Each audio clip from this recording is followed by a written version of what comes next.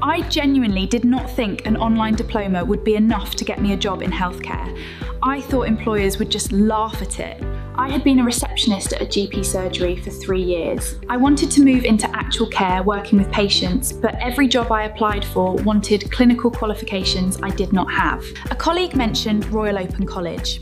I looked it up, saw the Level 3 Nursing Assistant Diploma, checked it was CPD-accredited and NHS aligned, and honestly, I thought something was wrong with the price. It was not.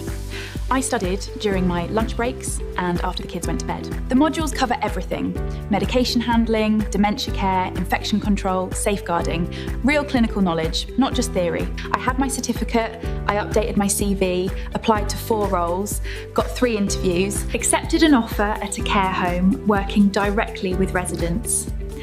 I start next month.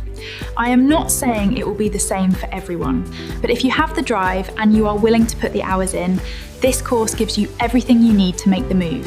I wish I had done it sooner. The Level 3 Nursing Assistant Diploma from Royal Open College. CPD accredited, NHS aligned, 100% online. Join 7,800 plus learners already enrolled.